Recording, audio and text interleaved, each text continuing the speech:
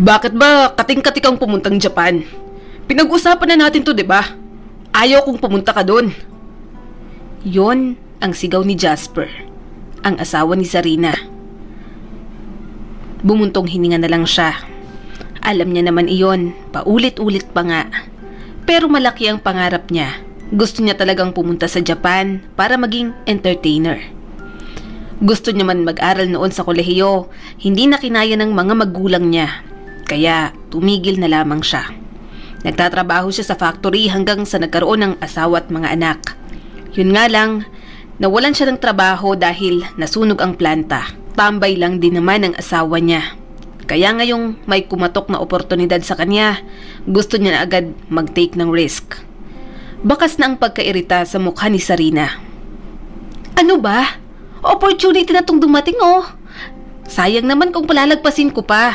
Saka matagal mo na namang alam na pangarap ko to. Lintik na pangarap yan. May asawa at mga anak ka na. Kalimutan mo na yung pangarap mo. Ano, pupunta kang Japan? Tapos kapag nakahanap ka ng mas matino sa akin, iiwanan mo rin ako? Ganun ba yun? Dito ka na lang. Magtatrabaho na lang ako. Huwag ka nang umalis. Sigaw pa nito sa kanya. Napailing si Zarina. Pwede ba, Jasper? Huwag mong pairali ng pagiging seloso mo. Oo, pangarap ko to. Pero para sa inyo rin naman to ha. Bakit? Parang pinapalabas mong makasarili ako. Bakit? Hindi ba? Makasarili ka. Alam mong ayaw ko pero gagawin mo pa rin talaga. Kaya mo kong iwan? Akong asawa mo?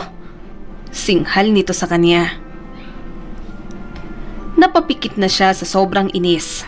Jasper, wag namang makitid yung utak mo. Hindi lang umiikot sa relasyon natin ng mundo.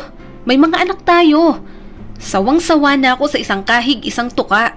Tipong basta na lang makalamon, okay na. Nangidid ang mga luha ng asawa niya. Bakit hindi ka makontento sa simpleng buhay? Ayos lang naman dapat to para sa'yo. Okay na tayo sa ganitong buhay. Huwag ka nang maghangad ng mas malaki. Maliit pang anak natin, siguradong hahanapin ka nila. Napatingin si Zarina sa mga anak niyang nakaupo ng tahimik sa upuan nilang kawayan. Napailing siya, pati gamit nila sa bahay, puro pinaglumaan at bigay lang din. Ayaw niya ng ganung buhay. Gusto niyang magpundar para sa sarili at sa pamilya niya. Hindi mo ako naiintindihan. Napasigaw niyang sabi. Hindi na ako napag-aral ng mga magulang ko at ayaw kong gawin yun sa mga anak ko. Tingnan mo nga yung mga anak natin. Lagi na lang nakikihiram ng laruan sa iba. Karamihan sa mga damit, original nga, galing naman sa pinaglumaan ng ibang bata. Kumunot ang noo nito. Ano namang masama dun? Hindi naman natin yan ninakaw. Kusa naman nila yung binigay sa atin. Napaluhan na lamang si Zarina. Pero ayoko ng ganito. Kung kontento ka na sa ganitong buhay, hindi ako. Kaya hindi mo na ako mapipigilan. Aalis na ako bukas. Kaya please, tama na. Ayoko nang pag-usapan pa to dahil alam mong hindi mo rin naman ako mapipigilan. Padabog na umalis si Jasper sa bahay niya. Huminga siya ng malalim at pinigilan ng sariling umiyak. Kailangan niyang gawin iyon at walang choice ang asawa niya kundi ang intindihin iyon. Pinagpatuloy na lang ni Zarina ang pag-aayos ng maleta niya. Pinapanood naman siya ng mga anak niya habang nag-e-empake. Aalis ka po, Mama? Tanong ng isa niyang anak.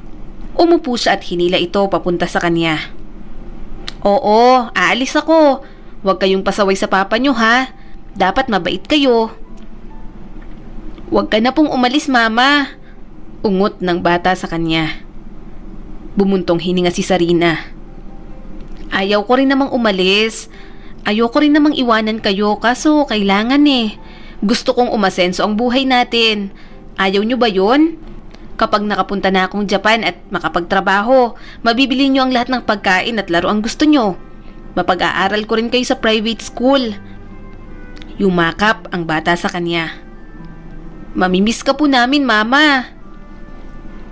Tumulo na lamang ang luha ni Zarina. Mamimiss ko rin kayo, anak. Kaunting tiis lang. May magandang patutunguhan naman tong lahat ng ginagawa ko para sa atin. Sa totoo lang, Mahirap din naman para sa kanyang umalis. Sino bang hindi gustong makasama ang pamilya? Yun nga lang, walang mangyayari kung hindi niya susubukang makipagsapalaran. Jasper, ikaw nang bahala sa mga anak natin ha? Gamitin ninyo yung perang inutang ko sa loan. Hintayin niya rin yung mga sasahurin ko, ipapadala ko lahat. Niyakap niyang asawa niya at hinalikan sa pisngi. Umigting lang ang panga nito at umiwas ng tingin.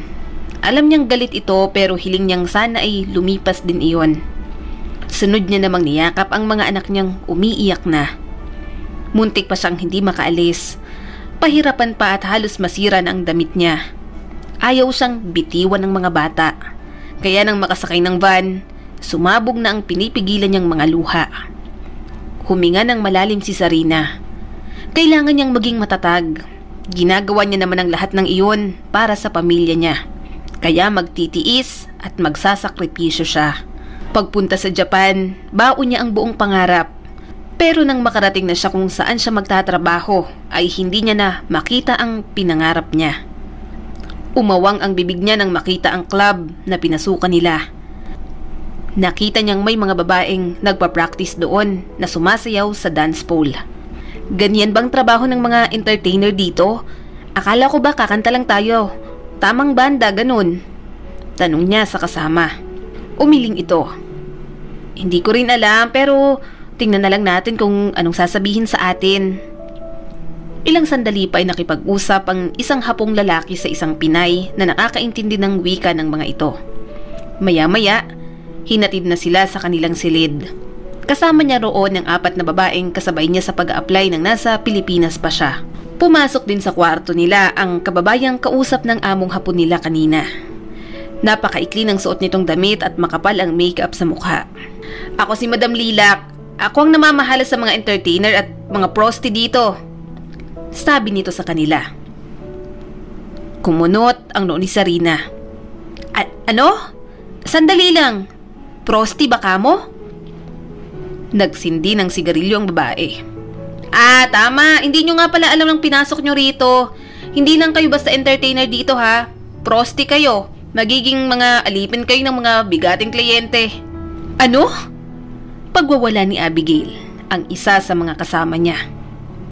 Hindi yan ang pinag-usapan. Anong pinagsasasabi mo? Hindi kami pumunta dito sa Japan para maging pokpok lang. Humithit ng sigarilyo si Madam Lilac. Wala kayong magagawa, may pinirmahan na kayong kontrata. Isa pa, hindi kayo makakatakas dito.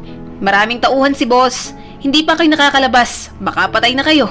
Kaya sumunod na lang kayo sa gusto nila. Kinuha ni Abigail ang cellphone nito sa loob ng bag, pero kinumpis ka iyon ni Madam Lilac.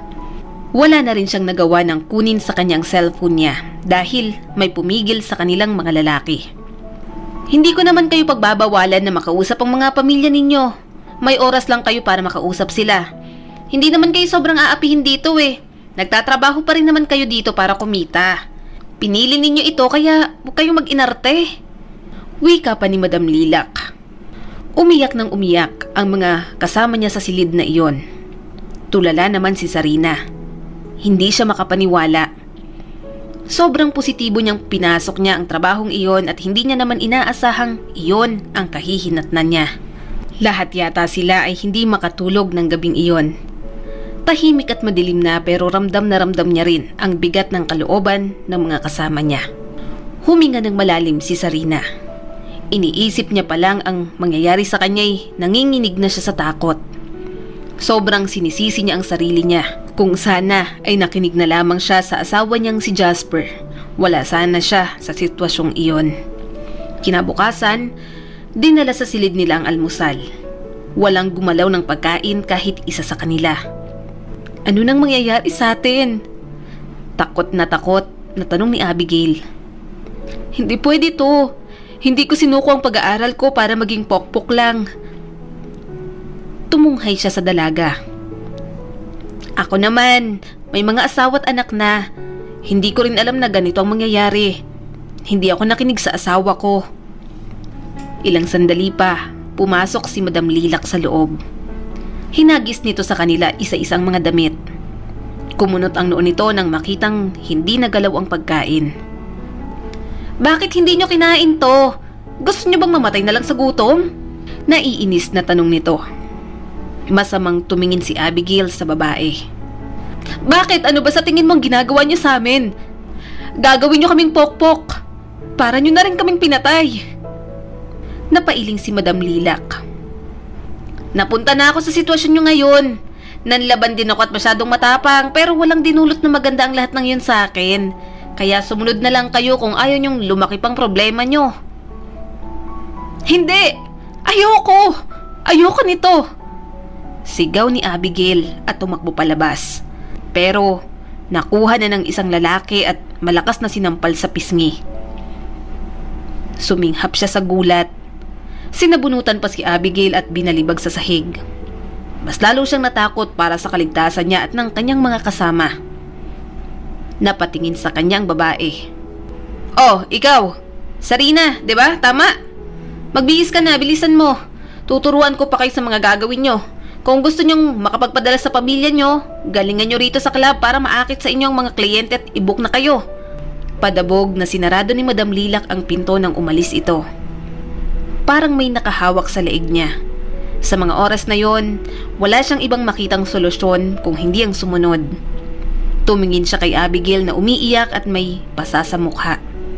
Naaawa siya pero wala naman siyang magawa. Pare-pareho silang kailangan ng tulong. Kahit ayaw niyang kainin, pinilit niyang kumain. Kailangan niyang magpalakas. Hindi niya paiiralin ang pagiging agresibo para hindi siya matulad kay Abigail. Kailangan niyang umisip ng paraan kung papaano makakatakas sa lugar na iyon. Dinala sila ni Madam Lilac sa mismong club. So, ganito ang sistema. Sa umaga, maaga tayong nagigising para sa rehearsal. Ako ang nagtuturo rito. Gusto kong matuto agad. Ayaw ko ng tatanga-tanga. Ayaw ko rin sa mga pa-virgin. Alam niyo ng parusang naghihintay sa inyo. Sinong wala pang karanasan sa inyo? Tanong ni Madam Lilac. Walang sumagot ni isa sa kanila. Napatingin sa kanya ang babae. Mabilis siyang yumuko. Ngumisi si Madam Lilac. Maganda ka, Sarina. Inosente ang mukha. Siguradong mabenta ka. Ikaw ang gagawin kong star ngayong gabi, kaya ayusin mo ha. Balita ko may asawa ka na. E di hindi ka na dapat nag-iinarte. Isipin mo na lang na asawa mo kapag may ibang nakapatong sa'yo. Hindi ako pokpok. Mariing sabi ni Sarina. Humalukip-kip ito. Eh nasan ka ba ngayon? Sinasabi ko na sa inyo sa una lang yan. Masasanay din kayo. Nakakadiri pero makakayanan ninyong sikmurain to kapag wala nang malamon ng pamilya ninyo sa Pilipinas. Labis ang pagtutol ni Sarina. Desperada na siya pero hindi niya gustong umabot sa puntong kailangan niyang ibenta ang katawan niya. Isa pa, hindi niya kayang gawin sa asawa niya iyon. Si Jasper lang ang dumaang lalaki sa buhay niya at siguradong masasaktan ito kapag nalaman ang nangyari sa kanya. Katulad ng sinabi ni Madam Lilac, siya na nga ang tinuruan at nasa center. Pagsapit ng gabi, pinagsuot na siya ng sexy na damit. Kaunting bukaka at galaw niya lang ay makikita na ang masiselang bahagi ng katawan niya. Sunod na siya at nilalamon na ng takot ang kanyang dibdib. Lalo pa siyang nangamba nang makita niya ang mga customer sa labas na halatang hayok sa ganoong uri ng gawain. Ano pang hinihintay mo? Umakyat ka na sa stage. Ayusin mo ha. Wag na wag mo akong ipapahiya. Mariing bulong ni Madam Lilac bago siya itinulak sa entablado. Nangilid ang mga luha niya nang makita ang mga lalaking may pagnanasang nakatingin sa kanya. Ayaw niyang sumayaw. Tuluyan ang bumagsak ang mga luha niya. Umakyat si Madam Lilac at malakas siyang sinampal. Pinipilit na sumayaw siya. Sa halip na may tumulong, tuwang-tuwa pa ang mga tao sa club na nasasaktan siya ng ganoon. May pagnanasa sa mga mata ng mga kalalakihan na para bang kasama sa pantasya ng mga itong may nasasaktang babaeng katulad niya. Pagkatapos ng sayaw na iyon, natagpuan na lang ni Sarina ang sariling katabi ng isang lalaking may edad na. Napapaiwas siya kapag inaamoy-amoy siya nito at hinahawakan. Namalayan niya na lang na dinala na siya ng mga tauhan sa isang silid kasama ang kliyente. Please, no! Parang awa mo na. I'm begging you.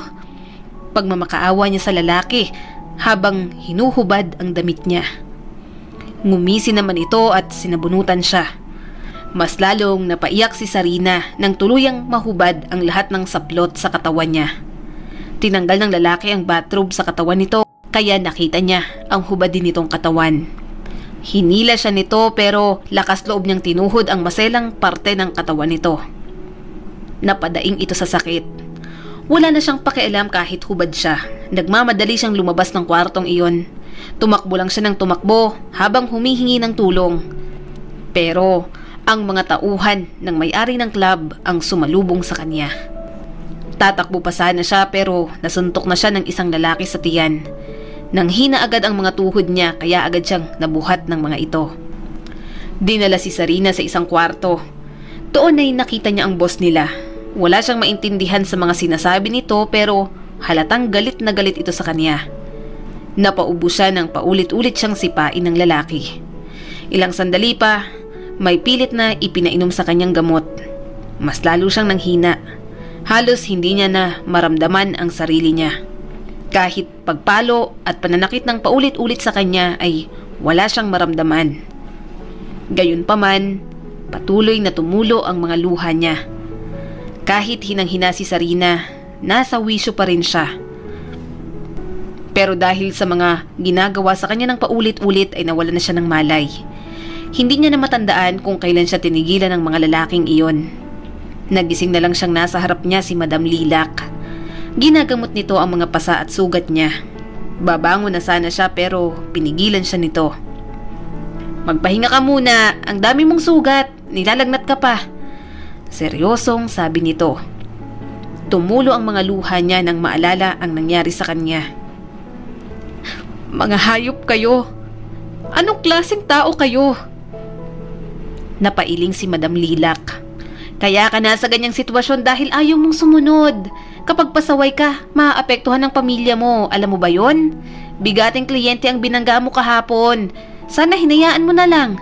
E di sana may pera na ngayon ng pamilya mo sa Pilipinas. Hindi ka na rin sana binugbog ng ganyan. Napapikit na lang siya nang lumapat ang gamot sa balat niya. Mga demonyo kayo.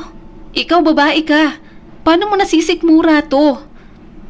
Malungkot na napangiti si Madam Lilac. Wala na akong maisip na paraan. Katulad mo rin ako dati. Ilang beses kong binalak na tumakas pero walang nangyari. Hanggang sa nakatakas nga ako. Bumalik ako sa pamilya ko pero tinaboy ako nang malaman nilang naging pokpok ako dito. Wala na akong ibang pupuntahan kaya bumalik na lang ulit ako dito. Dito na ako dinala ng kapalaran ko kaya sumabay na lang ako sa Agos. Napaiwas siya ng tingin. Hindi ito ang kapalaran ko. Ayoko nito. Hindi ko to ginusto. Nasaan ang cellphone ko? Gusto ko makausap ang pamilya ko. Gusto ko nang umuwi. Agad na umiling si Madam Lilac. Sinabi ko na sa'yo, diba? Hindi nga pwede. Papatayin ka nila. Ngayong hindi mo sinunod ang gusto nila, sa tingin mo, pagbibigyan kang makausap ang pamilya mo? Ay mas lalong hindi, Sarina. Hinawakan niya ang mga kamay nito. Nakikiusap ako sa iyo. Kahit kausap lang. Baka nag-aalala na sa akin ng asawa at mga anak ko. Pangako, hindi ako magsusumbong kahit marinig ko lang ang mga boses nila. Bumuntong hininga si Madam Lilac. Sandali itong lumabas para tingnan ang mga tauhang nagbabantay. Pagbalik nito, dala na nito ang isang cellphone. Binigay nito iyon sa kanya. Itong akin ang gamitin mo. Malalaman nila kapag binigay ko sa yung cellphone mo.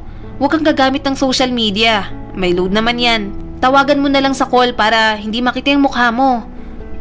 Nanginginig ang mga daliring tinipa niya ang cellphone number ni Jasper. Nabuhayan siya ng loob nang sumagot ito sa kanya. Hello? Sino to? Tanong ng asawa niya. Tumulo agad ang luha ni Sarina. Jasper ako to. Sarina? Gulat na gulat nitong tanong at mahinang nagmura. Sobrang nag-aalala ako sa'yo. Ni hindi ka naman mag-online. Hindi rin kita makontak. Ano bang nangyayari sa'yo dyan? Pinigilan niya ang gustong umalpas ng mga hikbi niya. Okay lang ako. Kumusta kayo? Kayo ng mga bata. Bumuntong hininga ang asawa niya. Eto, namimiss ka kaagad. Okay naman kami dito. Huwag mo kaming alalahanin. May gastusin pa naman kami dito dahil sa iniwan mong pera. Galit ka pa rin ba sa akin? Sa tingin mo, mahal kita. Kahit palagi kang umaangal at hindi sumusunod sa mga gusto ko, asawa pa rin naman kita. Hindi ko kayang magalit sa'yo ng ganong katagal. Marahang sabi nito sa kanya. Tumulo ang mga luha ni Sarina. Sapat na sa kanya yon, kahit paano gumaan ang pakiramdam niya. Ang mga bata, gusto ko silang makausap. Hiling niya sa asawa. Nang marinig niya ang masasayang boses ng mga anak niya, hindi niya na napigilan ang mga hikbi niya. Hindi niya matiis ang totoong nadarama ng makausap ang mga ito. "Mama, huwag ka na pong umiyak," sabi ng isa niyang anak. "Sorry, miss ko lang kayo. Na-homesick lang ako. Magpakabait kayo dyan ha. Lagi kayong makikinig sa papa ninyo." "Opo mama, mahal ka po namin. Bili mo po kami ng mga chocolates ha." Hiling pa ng isa niyang anak. Mahina siyang tumawa kahit may iniindang sakit. "Oo naman, magpapadala ko ng maraming chocolates, damit at saka mga laruan sa inyo. Pangako yan." Nang matapos ang tawag na iyon, binigay niya kaagad kay Madam Lilac. Huminga siya ng malalim. Kailangan niyang ikalmang sarili niya, lalo pat hindi niya alam ang mga susunod niya pang haharapin. Hinawakan ni Madam Lilac ang balikat niya. "Sana, sa pagkakataong ito sumunod ka na. Kung mahal mo talagang pamilya mo, panindigan mo na to dahil wala ka rin naman ibang pagpipilian." Lumipas ang mga buwan at taon. Hindi man gusto ni Sarina ang naging kapalaran niya sa Japan. Katulad ni Madam Lilac, sumabay na lang din siya sa agos. Kahit sukang-suka na siya sa lahat ng pinagdadaanan niya sa lugar na iyon, nagtitiis pa rin siya. Gayunpaman, kumukuha lang siya ng tamang tiyempo para makatakas. Hindi siya papayag na hanggang doon na lang ang buhay niya. Gagawa niya ng paraan para makabalik siya sa pamilya niya sa Pilipinas. "Ano ba talagang ginagawa mo dyan? Nagpapadala ka nga ng pera pero hindi ka namin mahagilap. Ano pang silbi ng social media kung hindi ka mag-o-online, Sarina?" Reklamo ng asawa niya nang isang beses siyang tumawag. Bumuntong hininga na lamang siya. "Sinabi ko na nga sa'yo, diba? Sobrang abala ko dito sa trabaho." "Trabaho o ibang bagay? Baka naman may lalaki ka na dyan kaya hindi mo na maalalang tumawag man lang." Bintang nito sa kanya. Hinilot niya ang sentido. "Jasper, wag mo naman akong simulan. Wala akong lalaki dito. Trabaho lang ang inaatupag ko. Bakit ba hindi mo maintindihan yun? Hindi mo alam ang ginagawa ko at ang nararanasan kong hirap dito." "Huwag mo akong sumbatan sa paghihirap mo dyan sa Japan. Dahil simulat sa pool pa lang, tutol na ako sa pagpunta mo dyan sa abroad." Singhal ni Jasper sa kanya. Napapikit siya. "Pasensya na. Huwag mo na lang akong awayin ng ganito. Pagod na ako. Minsan ko na lang din kayong makausap kaya sana man lang huwag mo akong pag-isipan ng masama. Wala akong ibang lalaki. Wala ka dapat ikaselos." "Hindi ko na talaga alam ang dapat ko pang isipin, Sarina." Wika pa nito sa kanya. Huminga siya ng malalim. "Ikumusta mo na lang ako sa mga bata. Dumating na rin yung pera. Bayaran mo na yung tuition fee nila tapos kumain din kayo sa labas o kaya mamasyal kayo sa mall. Ikaw nang bahala. Sige, ibababa ko na to. Tinatawag na ako sa trabaho ko." Pagkababa ng tawag, bumungad agad sa kanya si Madam Lilac. "Sino yon? Asawa mo?" "Oo, pinag-iisipan na naman akong may lalaki ako." Tumawa naman ito. Meron naman talaga." Napairap na lang siya. "Alam mo namang hindi ko ginusto to." Inabot sa kanya ni Madam Lilac ang isang sigarilyo. Sanindihan niya iyon at hinit-hit. Bahagya siyang kumalma ng maamoy ang usok nito. Sa tagal niya na sa trabahong iyon, natuto na siyang uminom ng alak dahil iyon ang gusto ng ibang kliyente. Natuto naman siyang manigarilyo dahil kay Madam Lilac. Yun din kasi ang kanyang stress reliever sa lahat ng nangyayari sa kanya sa kasa. Kung iisipin, walang kwenta rin niyang asawa mo. Siya ang lalaki at dapat nagtataguyod ng pamilya ninyo pero hinayaan ka lang niyang makipagsapalaran dito sa Japan? Naging Japayuki kang sama-samang landas na punta. Saad nito sa kanya. Umiling si Sarina. Ako rin naman ang mapilit. Gusto ko to. Matagal ko ng pangarap ang mangibang bansa. Hindi ko rin naman akalain ganito ang kahihinatnan ko. Kung malaman man niya na sinapit ko to, siguradong sa akin ang sisi. Umismid ang babae. Kahit pa, wala siyang bayag. Kung hindi niya kayang buhayin ng pamilya ninyo, dapat kayanin niya para kapag wala ka, kaya niyang mga anak ninyo. Hindi yung paiiralin ng selos. Hindi naman napapala mo ng ganon. May punto din naman si Madam Lilac, pero mas matimbang ang pag-intindi niya kay Jasper. Mahal na mahal lang talaga siya nito, kaya sobrang siloso nito. Isa pa, noong nasa Pilipinas sila, alam niyang gumagawa naman ng paraan ng asawa niya para makatulong sa mga gastusin nila. Sadyang hindi lang sila pareho ng konsepto sa salitang buhay. Sapat na sa lalaki ang kontento lang, pero sa kanya, kailanman ay hindi iyon magiging sapat. Tumayo si Madam Lilac at tinapik ang balikat niya. Halika na, balik na tayo sa trabaho. Mataman niyang tiningnan ng babae. Pagkatapos ng nangyari sa kanya noon, naging malapit silang dalawa. Kahit paano, nakasundo niya si Madam Lilac.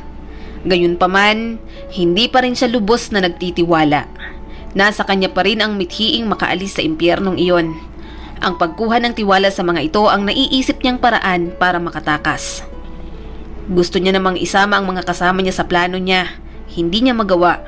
Para sa kanya, mas delikado at mahirap kumilos kapag may nakakaalam ng kanyang plano. Sa pagkakataong iyon, pipiliin niya munang maging makasarili. At mukhang dumating na nga ang pagkakataong iyon. Halika, samahan mo ko sa labas.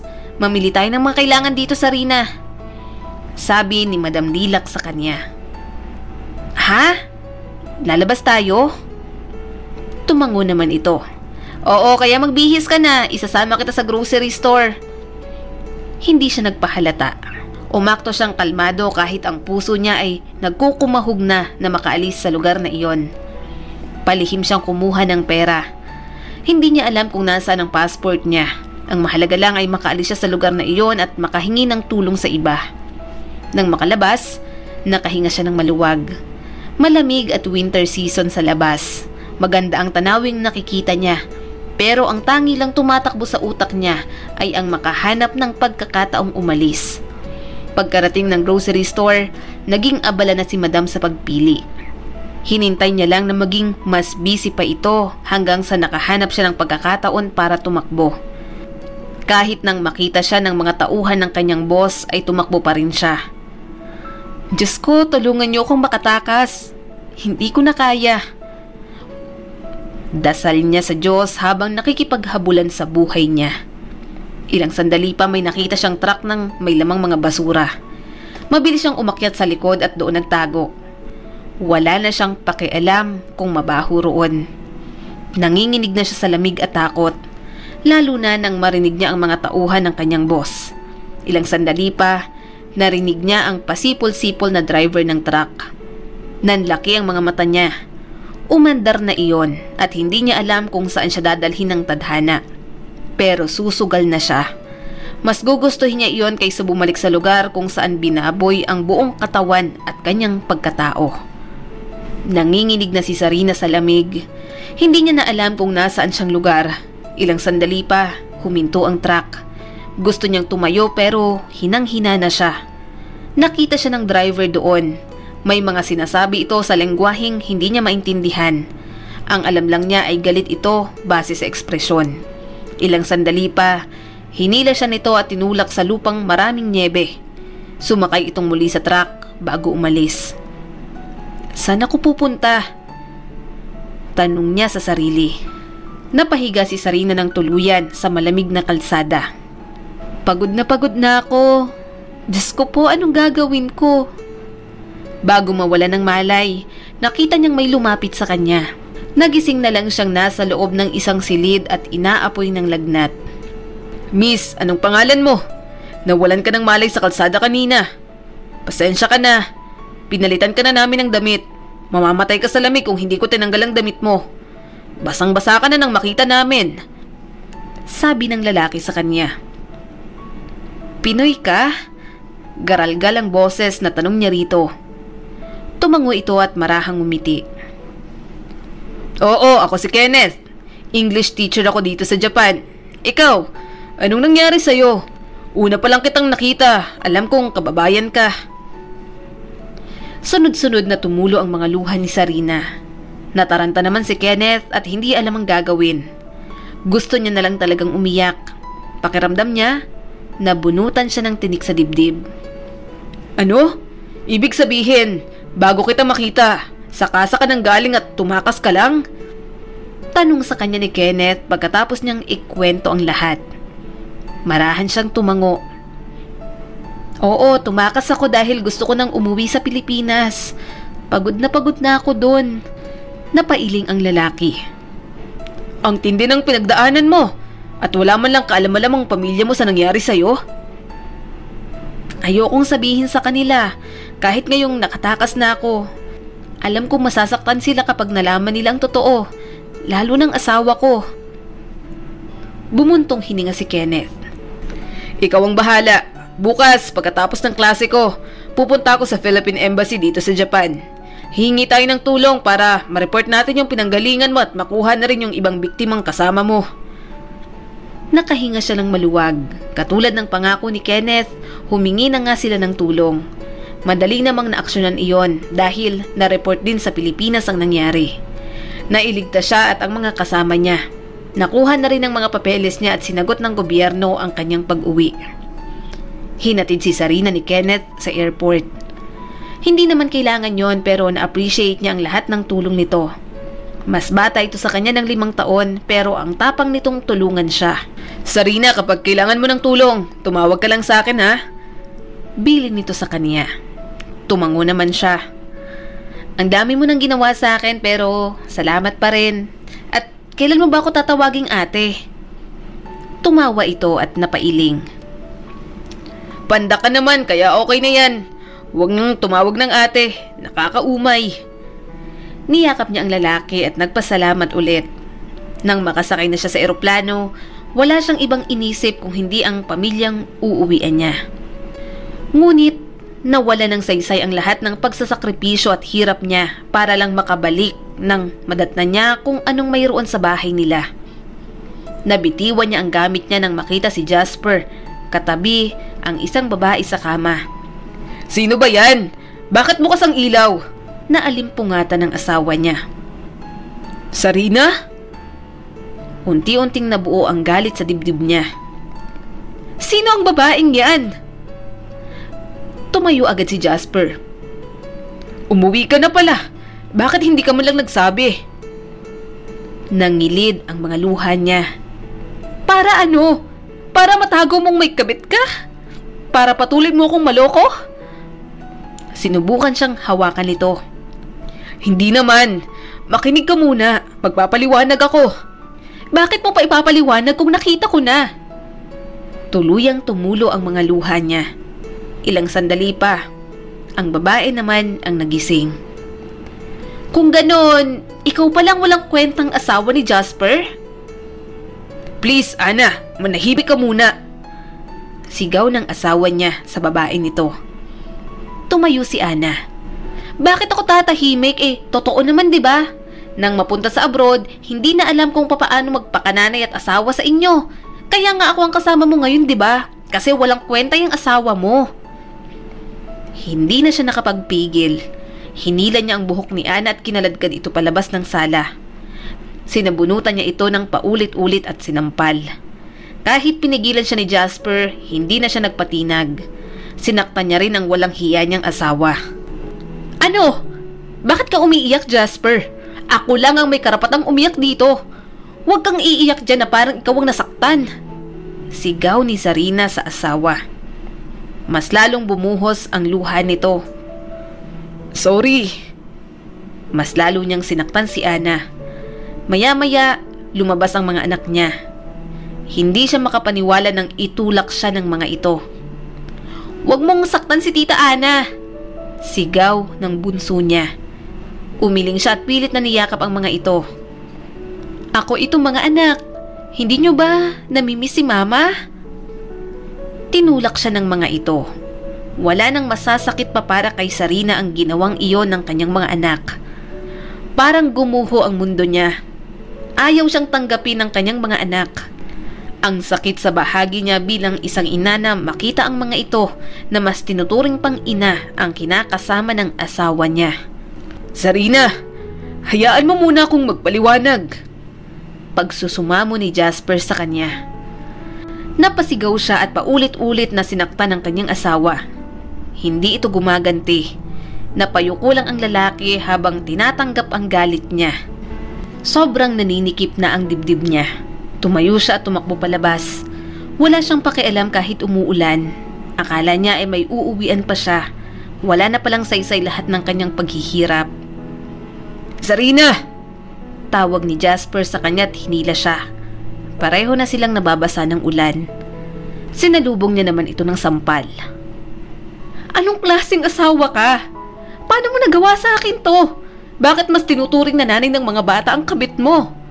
Sorry, hindi ko sinasadya. Tumutulo ang mga luha nito. Hindi mo sinasadya? Anong klaseng rason yan? Sa simula pa lang hindi ka na dapat naghanap ng ibang babae. Sigaw niya rito. Umiling ang kanyang asawa. Natakot ako, Sarina. Iniwan mo kami ng mga anak mo. Hindi ko kayang mag-isa. Tapos minsan ka lang namin makausap. Pero hindi sapat na dahilan yon para gawin mo sa akin to. At ano, pareho kayong nagpapakasasa sa mga pinapadala ko? Hindi mo alam kung saan galing yon. Hindi mo alam kung anong pinagdaanan ko sa ibang bansa para lang makauwi dito. Tapos ito ang madadatnan ko? May tinuturing na palang ibang nanay ang mga anak ko at ibang asawa ang asawa ko? Sinubukang hawakan ni Jasper ang kamay niya. Sarina, hindi naman... Tinakpan niya ang mga tenga. Sinungaling ka? Tama na. Ayokong marinig ang mga paliwanag mo. Niyakap siya ng mahigpit ni Jasper. Pinilit niyang kumawala pero mas lalo lang humihigpit ang yakap ng asawa niya. Hindi niya alam kung anong gusto nitong mangyari pero pagod na siya. Umuwi muna tayo please. Kararating mo lang. Bukas na natin pag-usapan to. Mahinang sabi nito sa kanya. Nagpatianod na lang si Sarina. Hindi dahil sa asawa niya kundi dahil sa mga anak niya. Kahit ayaw ng mga ito sa kanya, hindi niya tatalikuran ang mga ito. Pagkarating sa bahay, nagwala agad ang kabit na si Ana. Bakit pinabalik mo pa yan dito? Ano ba, Jasper? Di ba sabi mo, ako nang mahal mo? Bakit hinabol mo pa yan? Pwede ba, Ana? Manahimik ka muna kahit saglit lang. Sigaw ng asawa niya. Nawala na siya ng lakas na patulan ng kabit nito. Pagod na talaga siya. Ilang sandali pa, tinawag ng mga ito ang anak nila, pero kahit isa, walang gustong lumapit sa kanya. Tinitingnan lang siya pero walang gustong yumakap sa kanya kahit sino sa mga ito. Mga anak, hindi niyo ba ako namimiss? Umuwi na ako, nandito na ako. Naluluhang pakiusap niya sa mga ito. Umigting ang panga ni Jasper. Mga anak, lapitan yung mama ninyo. Umiling agad ang panganay niya. Ayaw namin sa kanya. Hindi niya kami mahal. Inabot agad ni Zarina ang mga kamay nito. Hindi totoo yan. Mahal na mahal ko kayo. Pinilit kong umuwi para sa inyo. Wala ka na sabing space dito. Mabuti pang umalis ka na lang at magpakamatay ka na. Total, wala ka namang kwenta. Sigaw ni Ana sa kanya. Pinagdabugan ni Jasper ang babae. Sinabi ko nang manahimik ka na, di ba? Umiyak si Ana at pinaghahampas ang asawa niya. Pagkatapos kong ibigay lahat sa iyo at sa mga anak mo, itong gagawin mo? Wala nang pakialam si Sarina sa asawa niya. Ang tanging iniisip niya na lang ay ang mga anak niya. Kaya lang, sa bawat ng kanyang paghawak ay umaalpas agad ang mga ito. Maraming nangyari sa gabing iyon. Hindi niya alam kung paano siya nakatulog at katabi niya ng mga anak niya. Hindi muna siya bumangon. Pinagmasdan niya muna ang mga ito. Ganon palang pakiramdam na kahit abot kamay niya ang mga anak niya, parang sobrang layo ng mga ito sa kanya. Nang magising ang mga ito, gusto niya sanang tumulong sa paghahanda ng mga ito sa eskwelahan pero hindi man lang siya pinahintulutan. Kaya na namin ng mga sarili namin. Matagal kaming walang nanay. Malamig na sabi ng bunso niya. Nangilid ang mga luha niya. Suminghap siya at lumabas na lang ng kwarto ng mga bata. Maghahanda na lang siya ng almusal pero naunahan na pala siya ni Jasper. Pagkakita nito sa kanya, kahit nag-aalangan man, inanyayahan pa rin siya nitong kumain. Nasaan ang kabit mo? Mahina niyang tanong. Bumuntong hininga si Jasper. Pinauwi ko sa bahay nila. Tumawa ng mapakla si Sarina. Ang galing mo talaga, no? Ikaw ang sobrang magselos pero ikaw pala tong may nililihim na kabit dito sa Pilipinas. Naibahay mo pa talaga't ginawa mong bagong nanay ng mga anak ko. Anong balak mo sa akin? Para mo na rin akong pinatay. Halata ang guilt sa mga mata nito. Paulit-ulit akong hihingi ng tawad sa'yo. Alam kong nasaktan kita pero sana intindihin mo rin ako. Nahirapan ako. Hindi ko alam kung paano palalakihin ang mga anak natin. Iniwan mo kami. Dinuro niya ito. Iniwan ko kayo para kumita ng pera. Bakit hindi mo maintindihan yon? Bakit kailangan mong maghanap ng iba? Sobrang sakit na ba ng puson mo at kating-kati ka nang mailabas yan sa ibang babae? Hindi mo man lang ako inisip. Tumulo ang luha mula sa mata nito. Sorry. Umiwas siya ng tingin. Wala nang talab ang lahat ng sorry ni Jasper sa kanya. Puno na lang ng galit at hinanakit ang dibdib niya. Parang kahit malaman pa nito ang mga pinagdaanan niya ay wala na ring saysay. Wala rin namang magbabago. Wala na siyang pamilya. Wala na siyang uuwian. Lumipas ang mga araw. Nandun lang si Sarina. Pilit na kinukuha ang loob ng mga anak niya. Gusto niyang umalis doon. Iwan na lang ang asawa niya pero wala naman siyang alam na pupuntahan. Gusto sana niyang dalhin ang mga anak niya pero paano niya gagawin yun kung wala siyang pera at ayaw sa kanya ng mga ito. Kagagaling niya lang sa palengke nang madatnan niya ang kabit ni Jasper sa loob ng bahay nila. Sobrang nilamon ng inggit ang kalooban niya nang makitang mas welcome pa ito ng mga anak kaysa sa kanya. Anong ginagawa mo rito? Mariin niyang tanong sa babae.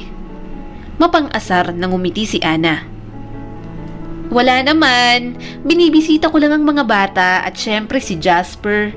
Kaso wala pa siya. Nasa trabaho. San ka ba kumukuha ng kapal ng mukha mo? Naiinis na tanong niya. Humalukip-kip ito. Sa mga anak mo. Sa asawa mo. Minamahal kasi nila ako. Ikaw. Kumuyom ang mga kamay niya. Mahal ka lang naman nila kasi nandyan ka at binibrainwash mo sila.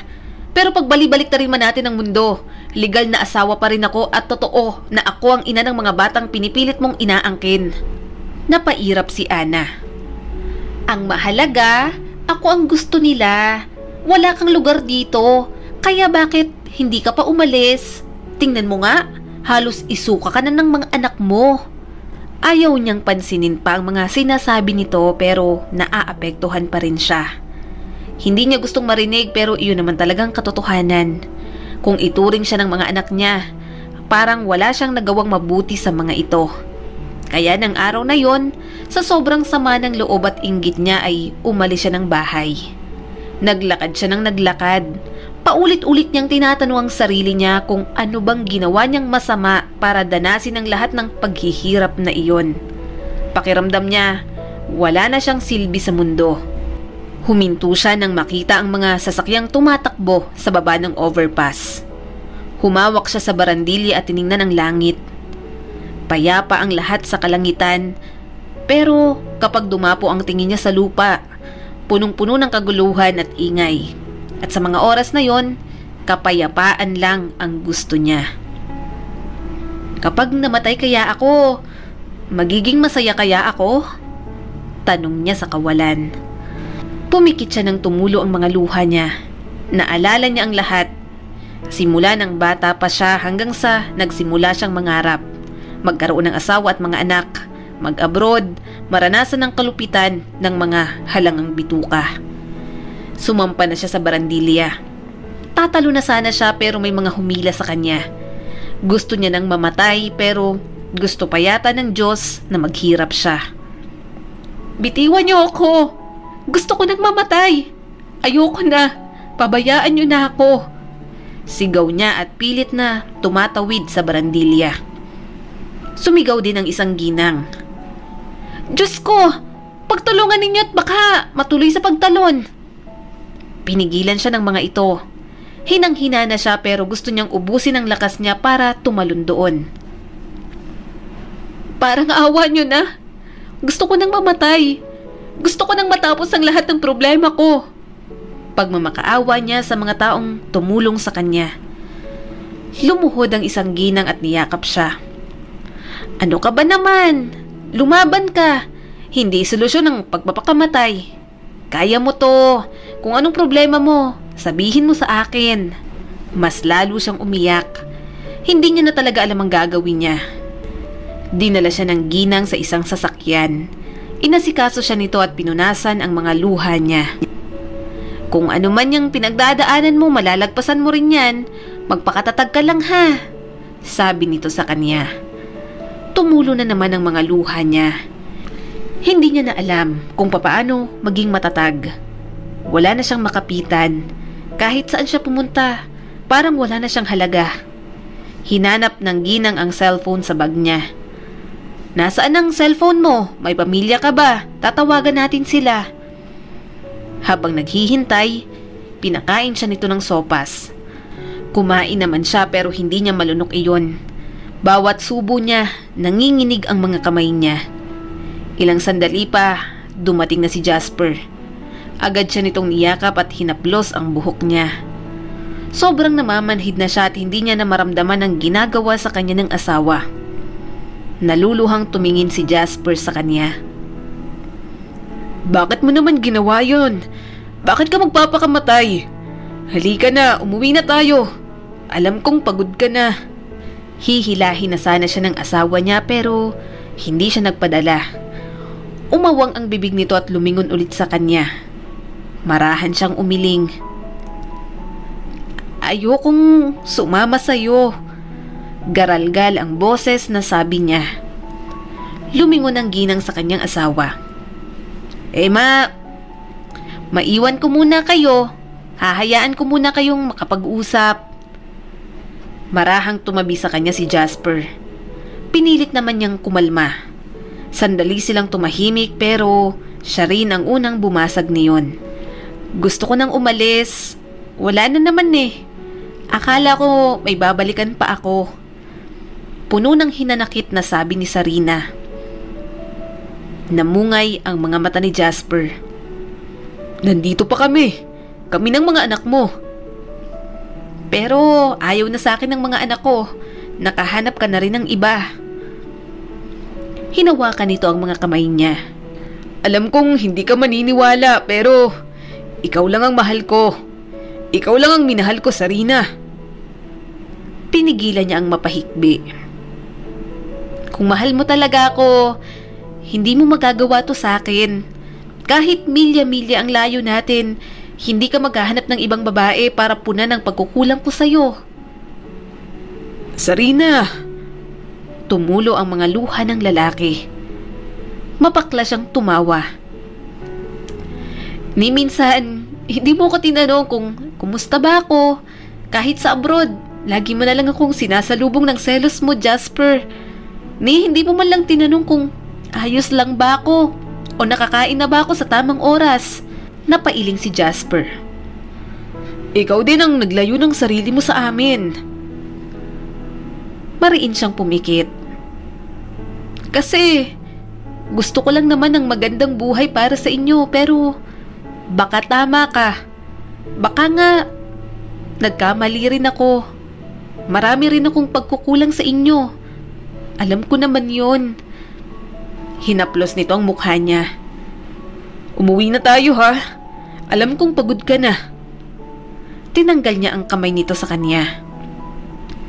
Umuwi ka na lang ng mag-isa. Hindi ako uuwi. Nando naman si Ana, di ba? Sa kanya ka na. Hindi ko na kayo guguluhin. Wala rin namang gustong tumanggap sa akin. Huwag mo namang gawin to, Sarina. Nagmamakaawang sabi pa ng asawa niya. Bumagsak na naman ang mga luha niya. Doon ka na sa bago mo. Baka mas malinis siya kaysa sa akin. Anong ibig mong sabihin? Naguguluhang tanong ni Jasper. Pinagmasdan niyang mabuti ang asawa niya. Naloko ako ng agency. Hindi ako naging entertainer doon. Hindi ako nandun para kumanta. Alam mo bang ginawa nila sa akin? Naging pokpok ako doon. Nabitiwan siya ni Jasper. Bahagya itong lumayo sa kanya. Nanginginig at tensyonado. Nagpatuloy si Sarina kahit sobrang sakit para sa kanyang alalahanin iyon. Hindi ako madalas makatawag sa inyo dahil kontrolado nilang bawat galaw ko. Binebenta nilang katawan ko sa mga kliyente. Hinayaan ko lang kasi pinapadala naman nila sa inyo ang porsyento ng kinikita nila sa akin. Yun na lang ang nagpatatag sa akin na nabibigay ko naman ang lahat ng gusto ng pamilya ko. Kapag nag-inarte ako, bubugbugin na naman nila ako at hindi papakainin ng ilang araw. Tinaas niya ang damit at ang mahabang manggas. Ito ang mga peklat at paso ng sigarilyong natamo ko sa kanila. Kapag hindi ako sumunod, sasaktan nila ako at papatayin. Pero nakatakas ako. Kahit sobrang nanginginig na ako sa lamig ng gabing yon, tumakas ako para lang makabalik sa inyo. Pero wala na pala akong babalikan. Bumuhos ang mga luha ni Jasper. Pilit nitong pinipigilan ng humikbi pero sa sobrang tindi ng mga nalaman, hindi na rin ito kinaya. Suminghap siya nang yakapin siya nito ng mahigpit. Wala itong sinabi. Humagulgulang ito habang nakayakap sa Nagpatuloy siya sa pagsasalita. Kaya masisisi mo ba ako kung gusto ko na talagang mamatay? Pagod na ako. Hindi ko na kaya, Jasper. Kaya sana maintindihan mo yun. Ayoko nang umuwi. Hindi na kayo ang dating pamilyang minahal ko at dahilan kung bakit ako nagsasakripisyo. Walang nagawa si Jasper kung hindi ang hayaan siya. Wala rin namang konkretong plano si Sarina sa kanyang buhay. Ilang sandali pa, lumapit sa kanya ang ginang na tumulong sa kanya kanina. Ako si Mildred. Anong pangalan mo? Sarina po. Mahinang sagot niya. Bakit hindi ka sumama sa asawa mo? Tanong naman ito sa kanya. Hindi na naman po nila ako kailangan sa buhay nila. Anong balak mo ngayon? Wala pa po. Hindi niya talaga alam ang gagawin. Gayunpaman, may mga tao talaga siguro siyang makikilala na dumadaan lang sa buhay niya at mayroon din namang mananatili. At isa si Mildred sa piniling manatili sa tabi niya. Tinulungan siya nitong umahon muli. Kahit hindi siya nito lubos na kilala, binigyan siya nito ng tirahan at bagong trabaho. May sarili itong restaurant kaya naging crew siya doon. Lumipas ang mga buwan, naging maayos ang buhay ni Sarina. Unti-unti na siyang nakarecover sa lahat ng pinagdadaanan niya. Isang gabi, katatapos niya lang mula sa trabaho. Siya na ang nagsara ng restaurant dahil susunduin pa ni Mildred ang anak nitong galing sa abroad. Naglalakad siya nang naramdaman niyang may nakatingin sa kanya. Lumingon siya sa paligid pero wala naman siyang nakita. Pinagkibit-balikat niya na lamang iyon pero sa muling paglingon niya, nakita niya ang likod ng kanyang asawa. Kinagat niyang pang-ibabang labi at dumiretso na sa paglalakad. Nakikibalita naman siya pero sa mga anak niya lang. Matagal niya nang kinalimutan si Jasper. Ayusin man nilang relasyon nila, alam niyang hindi na iyon maibabalik sa dati, kaya mabuting huwag na lang. Nasa gate pa lang siya ng bahay ni Mildred, narinig niya ng ingay ng mga bisita. Bukas na rin ang video okay. Mabuti at nakauwi ka na, Sarina. Nandito ng anak ko. Halika't, ipapakilala kita. Nasasabik na sabi ni Mildred at hinila siya sa loob ng bahay. Nakatalikod ang lalaki sa kanya pero napalingon ito nang kunin ng ina ang atensyon. Kenneth, siya yung sinasabi kong kinupkup ko. Paglingon ni Kenneth ay naibuga nito ang iniinom na juice. Napatili si Mildred habang napapikit naman si Sarina. May mga tumalsi kasi sa pisngi niya. Ano ka ba naman anak? Nakakahiya ang ginawa mo. Parang hindi teacher. Ipinagmamalaki pa man din kita kanina. Bakit mo naman binugahan itong si Sarina? Sermo ni Mildred sa anak. Natawa na lamang siya. Okay lang po Ate Mildred. Umawang ang bibig ni Kenneth. Ikaw palang anak-anakan ni Mama? Kumunot ang noo ni Mildred. Magkakilala kayo? Tumawa si Kenneth. Ano nga ulit yung gusto mo Mama? Mag-asawa na ako? Pareho silang naguluhan sa sinabi ni Kenneth. Ilang sandali pa, kumain na lang siya roon. Napakanta pa siya sa videoke nang wala sa oras kaya nalaman ng mga ito na may tinatago siyang talento. Aba, magaling ka palang kumanta Sarina. Tamang-tama, kailangan ko ng singer. Gagawin ko na rin kasing resto bar yung restaurant ko. Tuwang-tuwa na sabi ni Mildred. Nakakahiya naman po, ang dami nyo na pong ginawang tulong sa akin. Ngumiti naman si Kenneth. Hindi yan, tanggapin mo ng alok ni Mama. Pangarap mo yun, 'di ba? Kapag may gig ka na, lagi akong manunood. Napangiti na lamang siya. Katulad ng gustong mangyari ni Mildred, naging singer nga siya sa resto bar. Nakilala rin ang negosyo ng mag-ina sa lugar nila. Kaya kahit siya, kilala na rin sa ginagawa niyang pagkanta. Ha? Mandiligaw ka? Umawang ang bibig ni Sarina nang bigla siyang bigyan ni Kenneth ng maraming rosas. Oo, seryoso ako ha. Umiling siya kaagad. Ayoko, bahala ka dyan. Paalala ko lang sa'yo ha, mas matanda ako sa'yo ng 5 taon. Alam mo naman ang nakaraan ko. Nakakahiya sa mama mo kapag nalaman niya to. Bumuntong hininga si Kenneth. Siya pa nga ang unang nakaalam. Sinuportahan niya rin ako dito. Alam niyang gustong-gusto kita Sarina. Kahit ano pang nakaraan mo, tanggap kita. Mata niyang tiningnan si Kenneth. Sa ilang taon niya nang naging kaibigan nito, ramdam niya na may gusto ito sa kanya. Tinanggi niya lang sa sarili niya dahil gusto niya ang ibang babae para sa lalaki. Yung walang bagahe at walang sabit sa buhay. Pero wala talagang makakapigil sa kakulitan nito. Palagi na lang siya nitong sinusuyo hanggang sa hindi niya na napigilang mahalin ito pabalik. Yun nga lang, may takot pa rin sa puso niyang gawin iyon. Katatapos niya lang ng 2 kanta nang lumapit sa kanyang isang tauhan sa resto bar. Miss Sarina, may naghahanap po sa inyo, sabi nito sa kanya. Lumingon siya sa babae. Sino daw? Jasper daw po, sagot naman nito. Sandali siyang natigilan sa sinabi ng babae. Huminga siya ng malalim bago lumabas sa resto bar. Umawang ang bibig niya nang makita ang dating asawa. Sobrang payat na nito, namumutla at wala ng buhok sa ulo. Matagal niya na itong hindi nakikita kaya gulat na gulat siya sa itsura nito. Ayaw din namang tumanggap ng tulong ang mga anak nila mula sa kanya, kaya hinayaan niya na lang. Anong nangyari sa'yo? Namamaos niyang tanong. Tipid na ngumiti si Jasper. Pwede ba tayong mag-usap? Marahan siyang tumango. Pinasunod niya ito sa opisina niya. Nang makasettle na sila doon, agad niyang sinimulan ang usapan. Kumusta ka? Tanong niya kay Jasper. Tipid ulit na ngumiti ang lalaki. Huwag mo na akong alalahanin. Ikaw, kumusta ka na? Okay lang naman. Matagal na tumitig sa kanya si Jasper.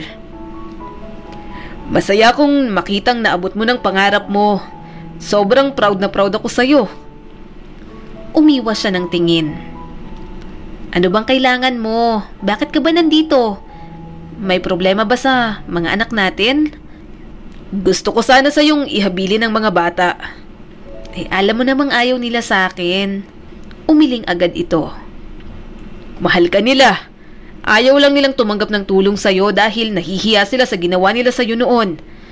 Alam na nila ngayon kung paano kanila tinaboy dati at wala silang mukhang maihaharap sa'yo ngayong maayos ka na. Nangilid ang mga luha niya. Wala akong pakialam kahit tinaboy nila ako noon. Naiintindihan ko naman sila. Napayuko si Jasper. May cancer ako. Stage 4. Anumang oras, mamamatay na ako. Hindi ko sinasabi sa'yo to para magpaawa. Gusto ko lang malaman mong pinagsisisihan ko ang lahat ng ginawa ko sa'yo. Kahit sarili ko, hindi ko mapatawad. Kaya sana, kapag nawala ako, kunin mo ang mga anak natin. Alagaan mo silang mabuti. Alam kong gagawin mo yon dahil ikaw ang pinakamabuting babae at nanay na nakilala ko. Tuluyang bumagsak ang mga luha niya. Hindi niya na napigilang yakapin ang dating asawa. Marami silang pinagdaanan. Marami din itong naging kasalanan sa kanya, pero hindi niya naman ginustong mamatay ang asawa niya. Nasasaktan siya at nanghihinayang dahil iyon ang sinapit ng relasyon nila. Pagkatapos nilang mag-usap, sinundo niya ang mga anak niya. Parang nabunutan siya ng tinik sa dibdib nang yakapin siya ng mga ito. Akala niya ay hindi niya na muling mayayakap ang mga ito. Nakipagbalikan ka na sa asawa mo? Kinakabahang tanong ni Jasper sa kanya. Ngumiti siya at marahang umiling. Hindi, gusto lang ng mga batang manatili sa tabi nila si Jasper hanggang sa huling hininga nito. Isa pa, dati ko siyang asawa, kaya responsibilidad ko pa rin na intindihin siya. Napayuko si Kenneth. Sorry, alam ko naman yon. Hindi ko lang maiwasang magselos at matakot na baka ma-realize mong mahal mo pa rin ang asawa mo. Hinawakan niya ang kamay ng lalaki. Sa tingin mo ba, tatanggapin ko ang panliligaw mo kung mahal ko pa rin si Jasper katulad ng dati? Oo, minahal ko siya. May puwang pa rin siya sa puso ko pero maliit na lang naman yon. Bahagi na lang siya ng masasaya at masasakit na alaala ko. Mahina siyang tumawa nang niyakap siya ni Kenneth. Laking pasasalamat niya at naiintindihan siya nito sa mga desisyon niya sa buhay. Ang ganda mo pa rin, Sarina, sabi sa kanya ni Jasper habang nasa veranda sila. Hindi na ako makikipagbalikan sa'yo. Napairap siya dito. Tumawa naman ito. Alam ko naman yon, pero masaya akong makita ka ulit ng ganito. Parang ikaw lang yung dating babaeng nililigawan ko. Yung malakas ang loob at maraming pangarap sa buhay. Napangiti siya. Hindi rin naman ako makapaniwala. Akala ko wala nang kahihinat na ng buhay ko pagkatapos ng lahat ng pinagdaanan ko. Hinawakan ni Jasper ang kamay niya. Kapag nawala ako, magmahal ka ulit ha. Gusto kitang makitang masaya ulit. Gusto kong mahanap mo sa iba ang pagmamahal na hindi ko na ibigay sa'yo. Nangilid ang mga luha niya. Para kang sira. Bakit ba ganyan ka mag-isip? Namungay ang mga mata nito at hinalikan ang kamay niya. Mahal na mahal kita, Sarina. Marami akong naging kasalanan sa'yo pero hindi nagbago yon. Kusang tumulo ang mga luha niya.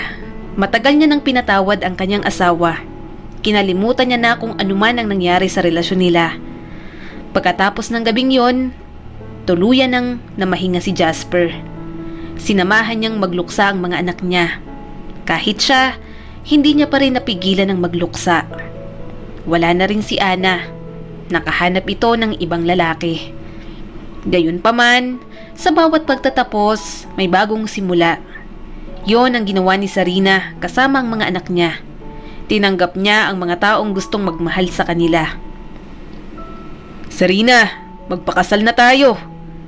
Biglang sabi ni Kenneth at lumuhod sa harap niya. Umawang naman ang bibig niya at napalingon sa mga anak niyang suportang-suporta sa Tito Kenneth ng mga ito. Tumango siya at matamis na hinalikan sa mga labi ang kanyang mapapangasawa. Punong-puno si Sarina ng pangarap noon, pero nang nabigo siya sa buhay, natakot na siyang sumugal. Gayunpaman, nang tanggapin niya ang bagong simula. Muling pinakita sa kanya ng Diyos ang liwanag at pag-asa na sa kanya pala ay naghihintay. Maraming salamat sa patuloy na panonood sa aking munting channel.